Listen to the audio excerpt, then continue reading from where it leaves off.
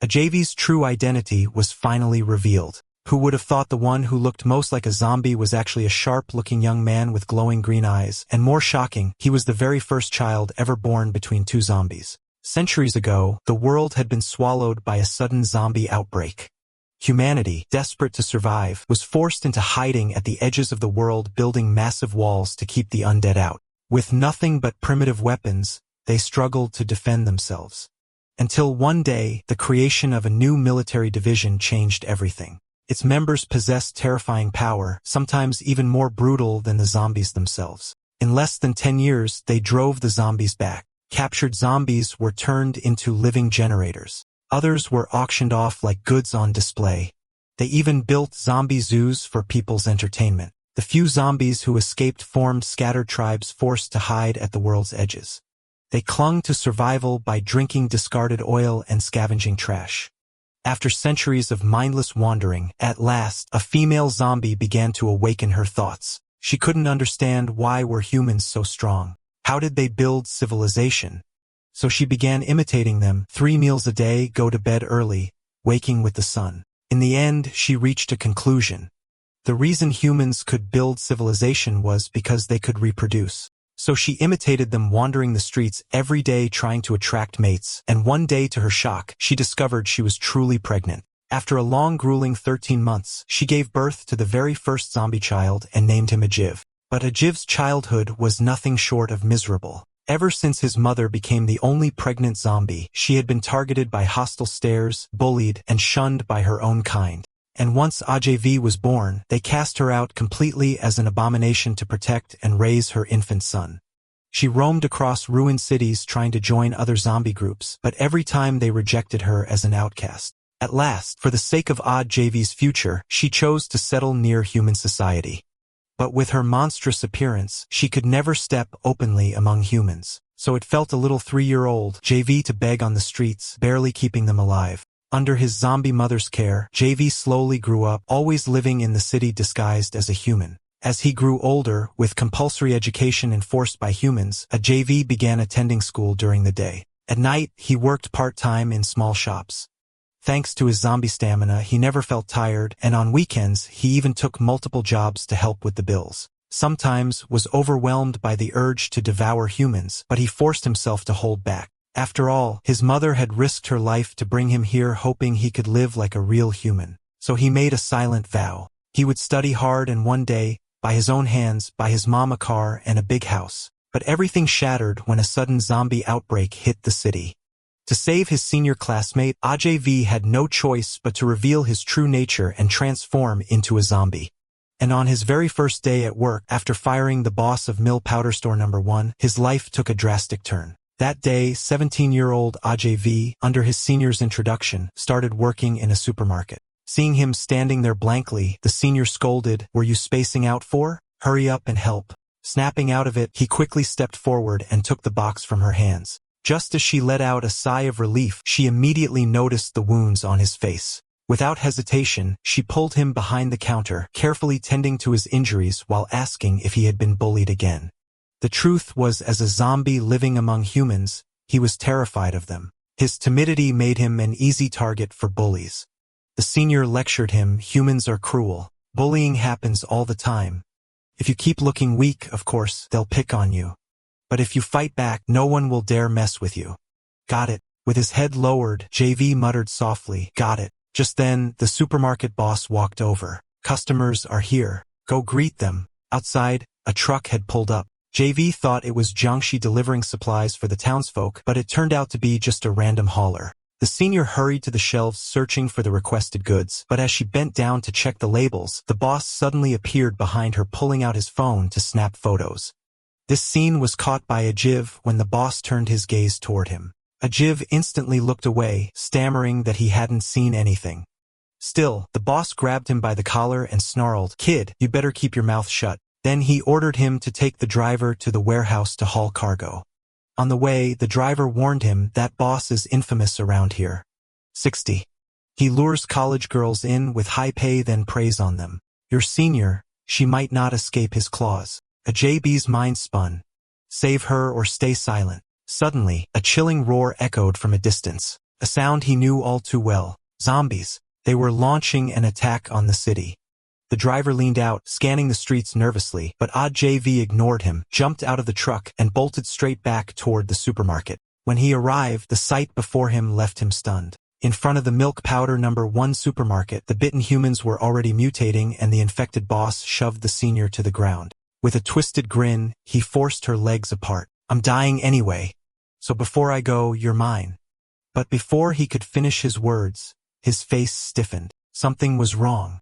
His cheek twisted and warped as his body began to mutate. The senior let out a sharp scream. Hearing it, Ajave's heart jolted. He froze, torn in hesitation. His mother's warning echoed in his mind. This city wasn't easy to reach. Never cause trouble, and never let anyone see your true form. Understand? That was why he had endured humiliation all this time, swallowing every insult. But now, with his senior in danger, he could no longer hold back. His left hand instantly morphed into a giant saw. His face and hair shifted as well, changing before their eyes. In the blink of an eye, he became the Ajave we all knew. As the snarling zombies charged, Ajave slashed with a sharp as vicious gaze, vanishing and reappearing behind them. The street rang with wet slicing sounds, poo poo poo poo. In an instant, the zombies were hacked into pieces just as the mutated boss reached for the senior. A sickening squelch rang out. His body was split clean in half. When the senior dared to open her eyes again, she saw Ajave carving up the boss's corpse, muttering through clenched teeth, "You think you can bully me? Come on, get up and try again." By now, the boss was nothing but mangled chunks. Horrified, the senior squeezed her eyes shut, unable to look any longer. Just then, several zombies staggered toward them. Ajave stepped into the doorway, blocking the path. His voice turned cold. "One more step and you're dead." And so on his very first day of work, Ajave split his boss clean in half. Afterward, he even collected his wages and bought some nearly rotten meat. With his heart pounding, he headed home in fear of what was to come. First day on the job and I already killed the boss. How am I supposed to explain this to Mom? Before long, he arrived at a rundown apartment building. He lingered at the doorway for a moment, then finally gathered his courage and pushed the door open. Inside, a beautiful female zombie was cooking. Beaming with joy, she called out, "Ajave, you're back. Come sit. Dinner's ready." Meanwhile, after the zombie assault in the city, police had cordoned off the area. A red-haired girl stood before the ruins, lost in thought. As the only survivor of the milk powder #1 supermarket, the senior gave her statement to reporters but never mentioned Ajave. She simply claimed she was too terrified, fainted, and remembered nothing. Just then, a subordinate approached the red-haired girl. "Miss, this is the surveillance footage we recovered." On the screen was a shocking scene. Ajave locked in combat with a massive type, a corpse king. The girl took the tablet from her subordinate. On screen, Ajave was swinging his chainsaw with feral intensity. The massive type, a corpse king, several times his size, didn't even get the chance to react before being cleaved in half. The subordinate pointed toward the cracks running down the highway, and a skyscraper split clean in two. This little zombie is vicious. He not only shredded the corpse king in immense, he devoured every last piece. The scene shifted back to Ajave at home. His mother straightened his clothes while reminding him, "When you're at school, listen to your teachers, okay?" His answer was nothing but a loud belch. His mother's smile vanished as she asked sternly, "JV, did you eat something unclean?" Flustered, he blurted, "Didn't eat anything," then bolted out the door. Walking down the street, lost and thought about what to do next, a hand suddenly clapped down on his shoulder. A teasing voice rang out, "What's on your mind, class rep? Ajave?" Thinking about some pretty girl. Startled, Ajave tensed up instantly. The girl before him was Fong Yu, daughter of the city's mayor with a mother who was a high-ranking officer. Afraid of exposing himself, Ajave quickly turned his head away, mumbling as he asked what she wanted. Fong laughed. "Of course, I'm here for tutoring. You're the top student in the whole grade." Watching from behind, one girl whispered in confusion, "Why would the princess of the city fall for a bookworm?" Another scoffed, "If studying could kill zombies, you'd worship him too." Holding Fong Yu's notes, Ajave frowned. "You're from a military family. This upgrade algorithm for nanomechanical parts shouldn't be wrong, right?" Fong Yu sighed helplessly. "It's because of that weird zombie that popped up downtown yesterday. My family told me to investigate, but I still have to keep up with studies. I just don't want to mess up under pressure." Hearing that, JV's heart tightened.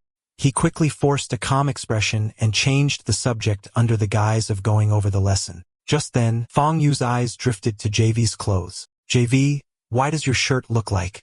Before she could finish, a piercing scream erupted from ahead. An Airbus A380 had struck a flock of birds, its engines failing instantly as the massive jet plunged downward. Panic erupted. Civilians screamed and scattered in every direction. Ajave froze at the sight, instinctively ready to run with the crowd. But right then, a woman clutching her infant tripped and fell directly in front of him. Shock jolted through him. His body nearly shifted as he prepared to transform. Suddenly, a sharp crack rang out behind him. The sound came from a glowing device in Fong Yu's hand with a rapid cack of machinery. Swarms of nanobots spread across her arm. In less than 2 seconds, a full suit of armor enveloped her entire body. She dropped into a crouch, then braced herself, striking a sprinting stance aimed at the falling aircraft. With a sharp whoosh, she launched into the sky. In the blink of an eye, Fong Yu appeared in front of the descending plane. As her mech arm shifted into attack mode, the nanotech forged a massive warblade straight out of legend. Another SHHK split the air. The A380 was cleaved in half by a single strike. Screaming passengers spilled out like severed kites, plummeting toward the ground. At that moment, Fong Yu raised her arms, striking a javelin thrower's pose, and she hurled her massive blade down toward the streets below.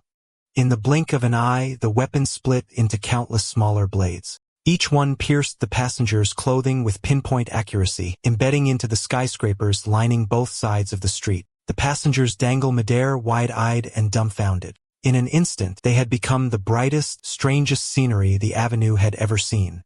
Meanwhile, Fong Yu and the broken jet both plummeted to the ground. With a thunderous boom, they struck the earth at the same time. The A380 split clean in two, crashed heavily onto the road, each half slamming to opposite sides. As the danger passed, the crowd erupted into cheers. That's the young lady's nanotech armor, incredible, surrounded by the roar of admiration. Fong Yu's confidence soared. She struck a cool pose, basking in the worship of the masses. Meanwhile, on the other side, the woman who had fallen earlier opened her eyes only to gasp in shock. Ajave was holding up the entire falling airplane with a single hand. He tossed the massive wreck aside with ease, then reached out to help her up, but the woman instinctively recoiled. In her eyes, Ajave was no longer a savior.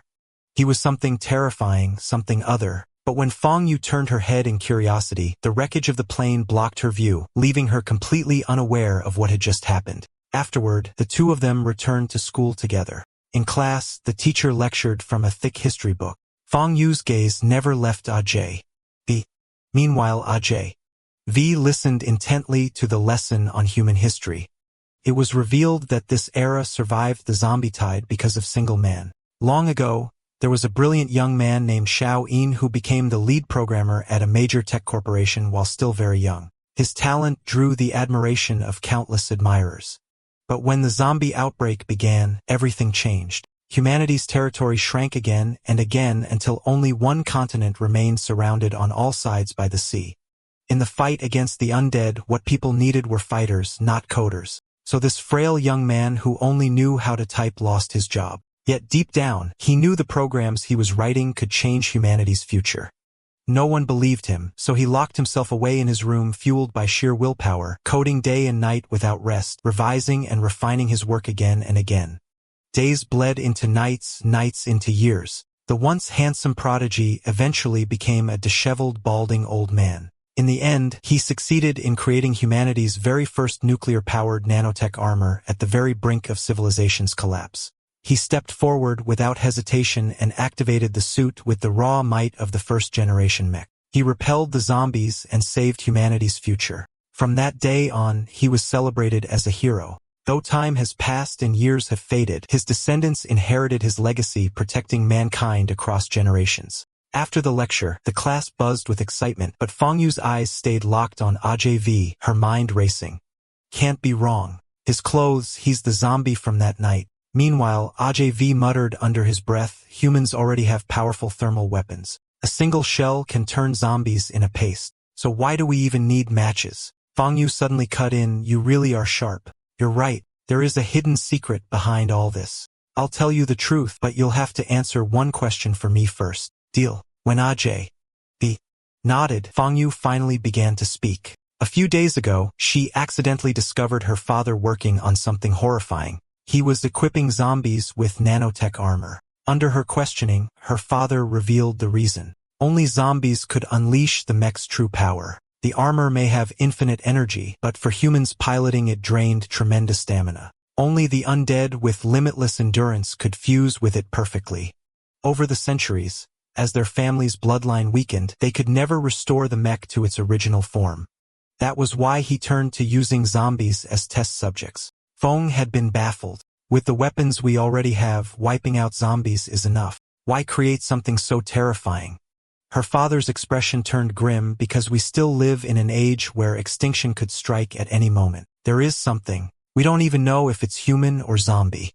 But if it chose to, it could crush us as easily as an ant. It seems to possess endless life existing from ancient times until now hidden somewhere in this world. Hearing this, Ajave's face twisted in shock. Eternal life? Could something like that really exist in this world? Fang Yu replied coolly, believe it or not, this secret has been passed down through my family for generations. And that being, its name was said to be Jiangxi. Alright, now it's my turn to ask. Back in the city center, the one who killed the corpse king and saved all those civilians, was it you? Ajave jolted in alarm, springing to his feet. You've got the wrong guy. Without waiting for her reaction, he bolted out of the room. His panicked escape only sharpened Fang Yu's suspicion. From then on, no matter if Ajave was brushing his teeth, jogging, or even heading to the restroom, Fang Yu tailed him in secret. After school, Ajave slipped out as fast as he could, not daring to waste a second. Fang Yu, of course, followed right behind. This kid fell off even back when I caught that plane. He's definitely hiding something. As Ajave nervously glanced over his shoulder, he suddenly collided with someone and fell hard onto the ground. Looking up, he found several street thugs blocking his path. Fang Yu, who had just caught up, saw it all unfold. But instead of stepping in, she chose to watch quietly from the sidelines. Without a word, one of the punks swung a fist straight into Aj's face. Fearing that fighting back would expose his identity and force his mother to move again, he deliberately played the weakling, putting on a pitiful act. The blonde thug snatched up Ajave's book and sneered. So you're just a broke loser, what a waste of my time. With that, he kicked Ajave hard, sending him sprawling to the ground. Laughing, the gang strutted off down the street. Watching Ajave's miserable state, Fang Yu finally began to dismiss her suspicions. She turned away, convincing herself, what am I thinking? It must have just been a coincidence with the clothes. Meanwhile, Ajave bent down to pick up his scattered books. Suddenly, a hand reached down, first lifting one of them and holding it out to him. Ajave quickly took it with a grateful smile, thanking the stranger again and again. But the next moment, that same hand clapped firmly onto his shoulder and a voice said, not bad. Keeping your temper in check. That's what makes a good zombie. Ajave froze in shock at the words. Looking up, he realized it was none other than the man who would one day become his boss, Jiangxi. Ajay shot his feet, shouting, who the hell are you? Jiangxi stopped in his tracks at the question. Jiangxi shifted into his second form, a chilling grin curling across his face. Remember this, kid, never waste your temper on insects. A wave of killing aura surged forward, so heavy that Ajay couldn't even open his eyes. When he finally forced them open, the street was empty. Jiangxi had vanished without a trace. What was that? That guy not quite human, not quite zombie. Ajave swallowed hard, his throat dry. That presence terrifying. Am I just cracking under pressure, seeing hallucinations? What he didn't know was that Jiangxi was tailing him from the shadows, watching his every move. Before long, Ajave arrived back at school. Seeing his disheveled state, his classmates immediately started whispering. Look, he got bullied again. Can't he fight back? What coward? The blonde thug, still gloating, waved his physical test sheet. Even if I can't pilot nanotech armor, becoming a mech soldier isn't bad at all. In this world that worships strength, bookworms like him are worthless. So what if he's smart? Studying won't kill zombies. With nanotech armor, who needs new weapons anyway? Hearing their mocking voices, Ajay lowered his head and walked silently toward the classroom. Fanya watched everything unfold, sighing to herself. Looks like I was overthinking. This guy has nothing to do with bloodlust or brutality. And yet, one thing still puzzled her. The central district was supposed to be secure. Zombies were always kept outside the city's walls. How could they suddenly appear here? Meanwhile, Jiangxi stood atop a rooftop gazing down at Ajave. Beside him, Xiaohei asked cautiously, "Boss, do you really think that kid can become one of us?" Jiangxi, now back in his first form, smirked. "Who knows? A test will tell us everything. Didn't you rescue that little lab rat? Set it loose and let me spice things up." He slowly raised his hand. A sickly green glow flared, and on the empty ground outside the campus, drops of green blood seeped into existence. The droplets fused together, twisting into a sequence of genes. Flesh and bone began knitting themselves out of nothing. In mere moments, under Jiangxi's control, an army of zombies took shape. With a sudden clench of his fist, his body surged into its second form. At once, the zombies stirred to life, their eyes blazing with hunger. Among them towered colossal monstrosities, some over 10 meters tall. They clambered up the surrounding buildings, waiting only for Jiangxi's command to descend upon the humans. Meanwhile, Ajave sat in class studying diligently, completely unaware that danger was closing in. At the same time, a man in a sharp business suit appeared at the school gates. He inhaled deeply, savoring the air of freedom outside. Then, without warning, chunks of flesh slid off his face. Panicked, he pressed the rotting skin back into place with his hand, muttering under his breath, "Almost gave myself away." This should be the school Lord Haim mentioned. This man was none other than the so-called rookie zombie, one of the rare undead with full consciousness. Dropping to his knees, he asked respectfully, "Lord Hay, what would you have me do?" Xiaohei tossed a stack of files at his feet and ordered coldly, "Go. Devour every human in this academy." The very same academy where Ajave was studying. The zombie's eyes gleamed with delight. "My first mission is a feast like this? Perfect. I despise humans the most." From the moment he could remember, he had endured endless torment under human experimentation. He had sworn long ago to reclaim everything stolen from him, to wipe out humanity and their descendants entirely. Yet unease crept into his thoughts. Strange, even the strongest match can't kill me. So why did Lord Hay assign me so many reinforcements? This little academy should be easy prey unless there's something dangerous inside. Though confident in his strength, caution prevailed. Better scout it out first. Silently, he slipped into the principal's office wearing a mask of kindness. He feigned politeness. "Excuse me, sir. I could use your help with something."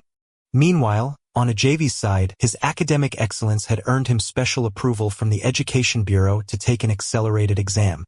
If he scored perfectly, he would be allowed early admission into the university. Ajave returned to his seat, thrilled to be holding the exam paper. "As long as I finish this test, I'll finally make it into university," he thought to himself. But just then, the school's loudspeakers blared to life. A message ordered all students to gather immediately in the indoor gym.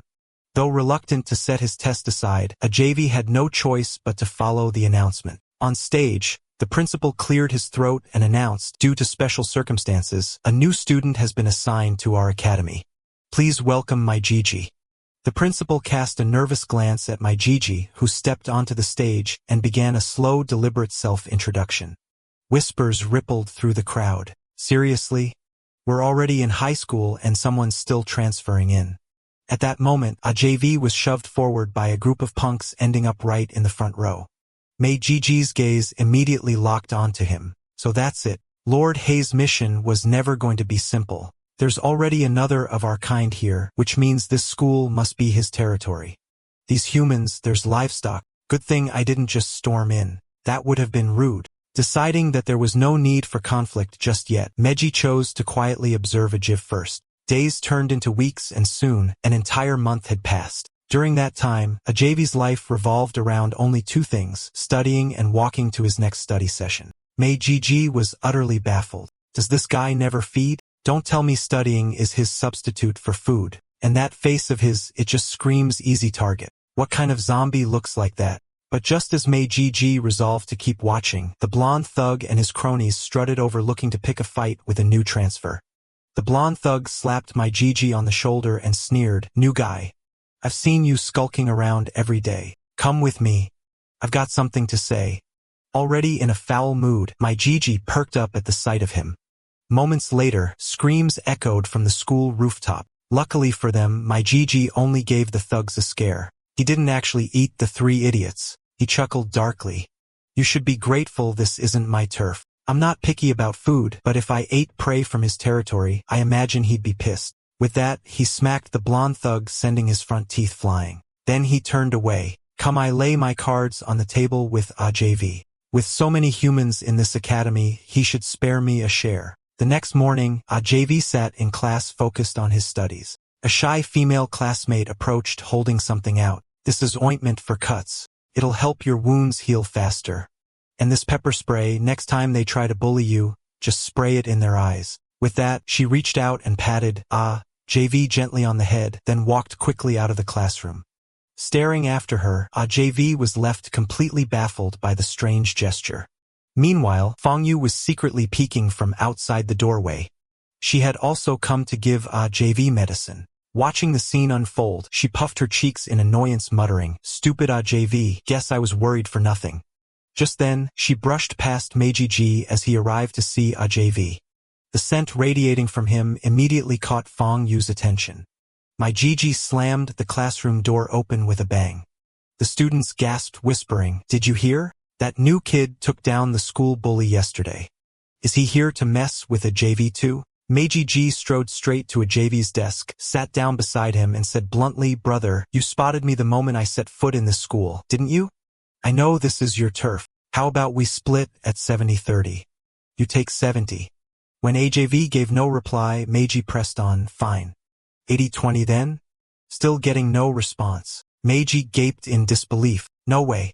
Brother, you're telling me you won't even give me a cut? Look at this school full of humans. Can you really consume them all by yourself?" The nearby students watched Meiji lowering himself like this, completely baffled, unable to understand what the two were talking about. When Ajave remained silent, Meiji tried again.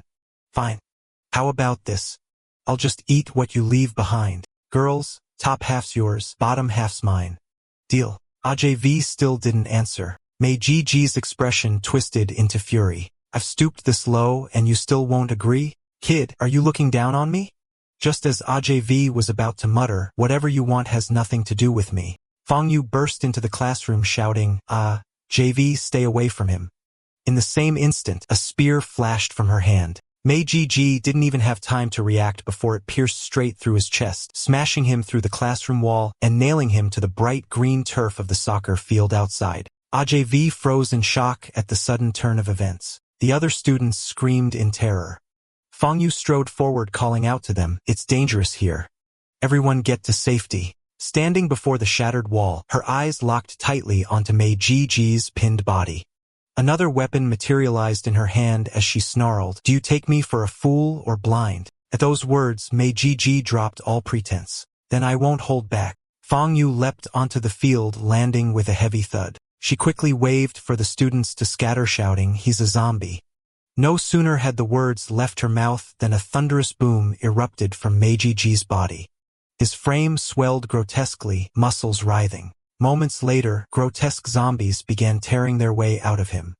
In the blink of an eye, the field was crawling with abominations of every kind. At the same time, flocks of flying zombies flooded in from outside the campus. With the summoning complete, Meiji roared his command, "Seal off the area and capture every single human alive," as humans scattered in panic.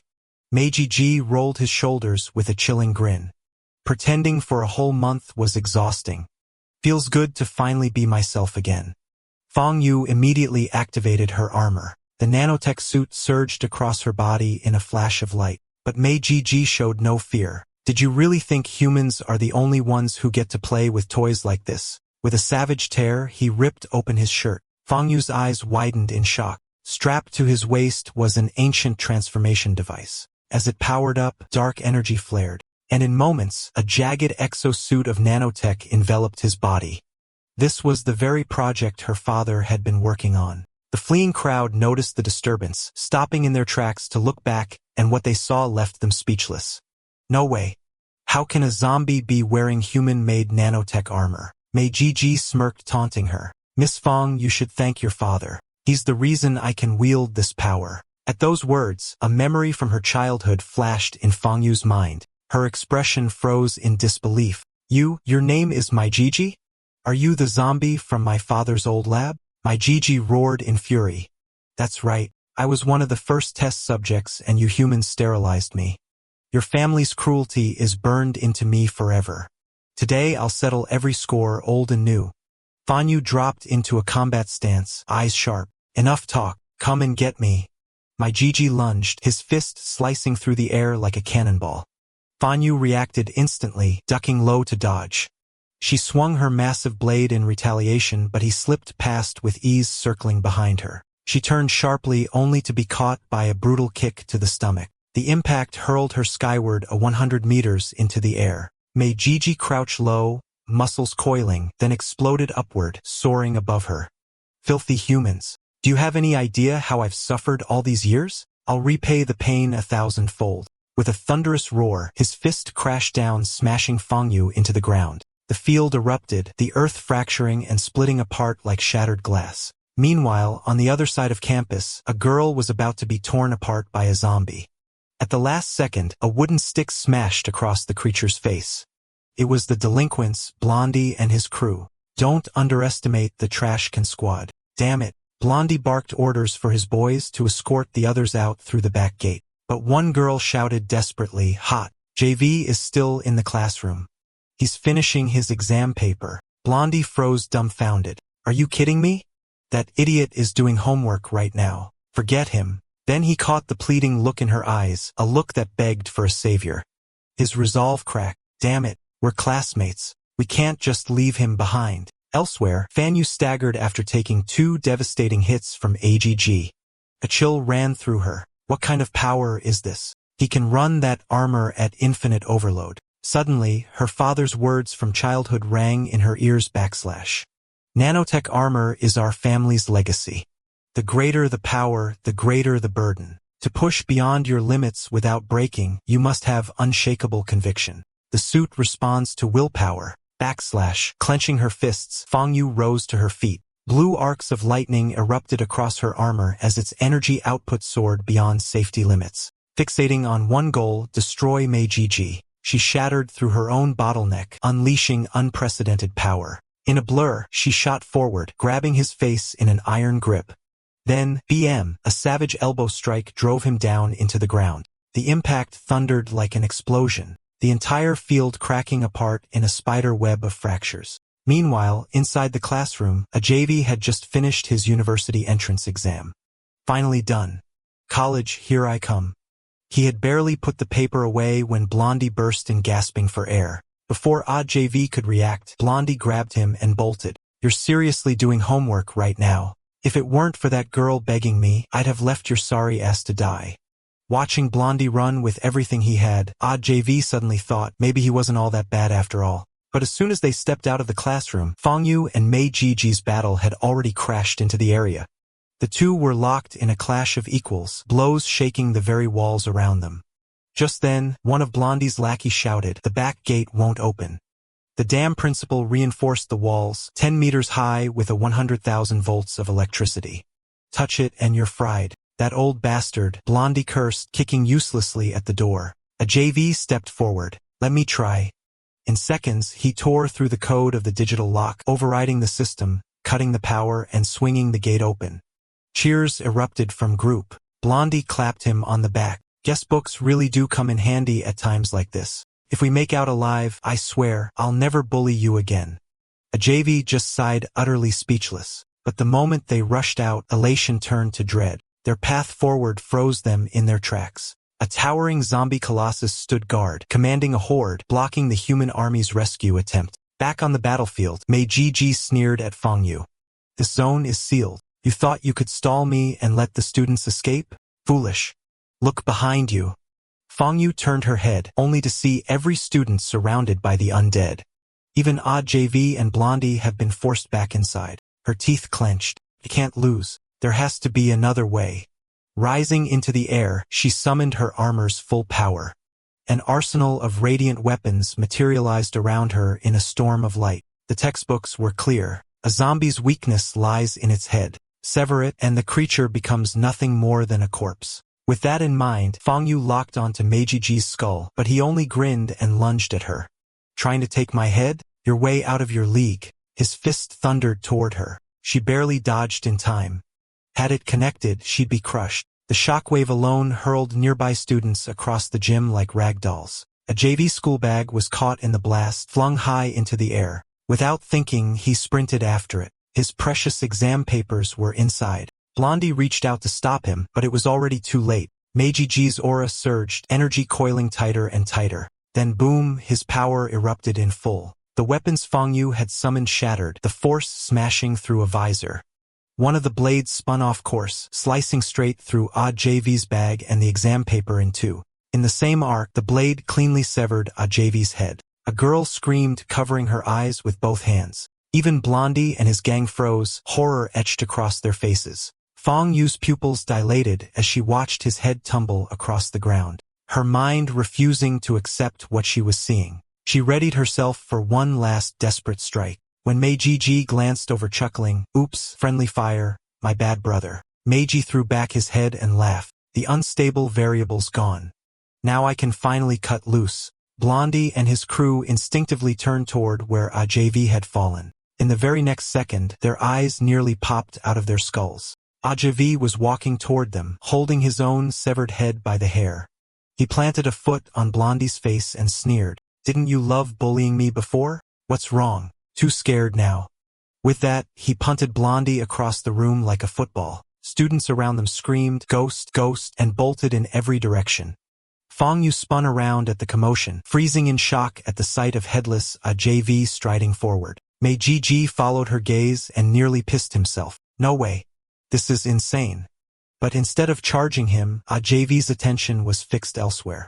His eyes locked onto the shredded remains of his exam paper. Meiji's heart sank. He raised his hands. "Hey, it was an accident. I swear I didn't mean it." Too late. Ajave suddenly swung his own head like a mace. Whoosh! He hurled it like a cannonball straight at Meiji. The zombie barely had time to blink. Crunch! The skull slammed into his chest, the sheer force launching him a full kilometer through the air before he crashed down like artillery. Students stood frozen, jaws hanging. He used his own head as a weapon. This is brutal. Is that really the same nerdy JV we knew? Blondie was on the ground, crying for his mom, utterly broken. A girl, trembling, whispered to JV, "Hey JV, I gave you medicine before.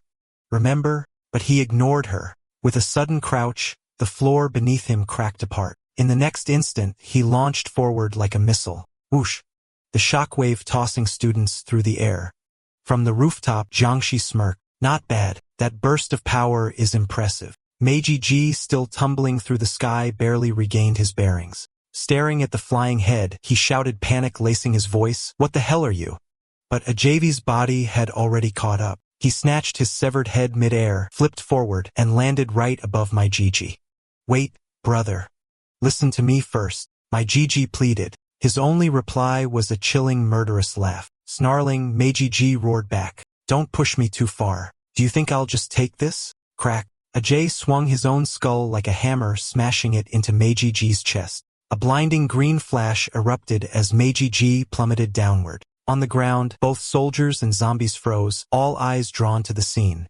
Civilians screamed, scattering in sheer terror. Boom! Ajave landed first, the shockwave ripping fissures through the earth. Before Meiji even touched down, Ajave hurled his head again. The blow struck, sending Meiji soaring back into the sky. Crush! He smashed straight through a skyscraper, glass and concrete raining down in torrents. Just as Ajave was about to give chase, the surrounding zombies swarmed in, enclosing him on all sides. At the command of the towering corpse beast, the horde surged like a tidal wave. Ajay's eyes narrowed. He spun around sharply, then he roared a sound that split the sky itself. The shock wave was devastating. Zombies instantly vaporized into ash. Even nearby humans were blasted back, blood pouring from their ears and noses. With a cold snort, Ajave crouched low. Boom! He launched upward like a living cannonball, resuming his pursuit of Meiji. Soldiers on the ground stared dumbfounded at the figure soaring with his own severed head in hand. One of them stammered into his comm, "Director, there's a man flying with his own head. He's tearing through the zombies." In the sky, Ajave caught up to Meiji. Once again, he swung his head like a weapon, slamming it brutally into his foe. Meiji wailed, utterly powerless, tossed around like a rag doll. Xiaohei frowned, murmuring to Jiangxi, "King, that one won't last much longer." Jiangxi only sneered, "So the brat has immortality? That makes him far more interesting." Meanwhile, with Ajave clearing the battlefield, the human army finally breached the campus and began their rescue. As a female classmate supported Fang Yu toward the exit, boom, something massive crashed down from above. It was Mei Jiji once again hurled to the ground by Ajave. Moments later, Ajave himself landed with a thunderous quake, crack spider webbing across the earth. The sight of him froze everyone in terror. Xiaohei scribbled, frantically reporting to Jiangxi, "My king, this one's readings are near perfection. His deformity index is flawless, exactly what you envisioned. His physical attacks defy logic. If he matures unchecked, once he hits rebellion, human society could collapse." He paused, then added, "Though one final trait remains untested." On the field, Ajay calmly reattached his own severed head under the horrified stares of soldiers and survivors alike. His hair writhed, his muscles shifted and hardened. With a bone-rattling roar, he completed his metamorphosis into the true Ajave. Fang Yu gasped, eyes wide. "Holy crap, that short zombie earlier was really you." From afar, the battered Mei Jiji croaked weakly. "I already apologize for wrecking your exam paper. He said the students were mine. Why attack me?" Ajave sneered, voice dripping with mockery. "When did I ever promise you that? They're all mine. If I don't remember it, then I never said it." Mei Jiji's fury exploded. "Shameless liar, a disgrace to zombies. You're as vile as the humans themselves." He roared, staggering upright. "Don't think I'm afraid of you." The air crackled with murderous intent as the two prepared to clash again. Off to the side, Fang Yu and her classmates crept toward the exit, trembling, the chilling thought hitting them. Ajay might be even more terrifying than Mei Jiji. Yet just as they were about to reach the academy gates, a thunderous whoosh split the air, a massive boulder hurtling down from the sky. Crash. It slammed into the entrance, sealing off their only escape. Panic spread like wildfire. Hope drained from their faces, leaving only dread. Then a shadow loomed behind them. Ajave stepped forward, lips curling into a sadistic grin. "Didn't I say," he growled, "you all belong to me. Without my permission, no one leaves." Alright, that's the end of the story. Thanks for watching. See you in the next one.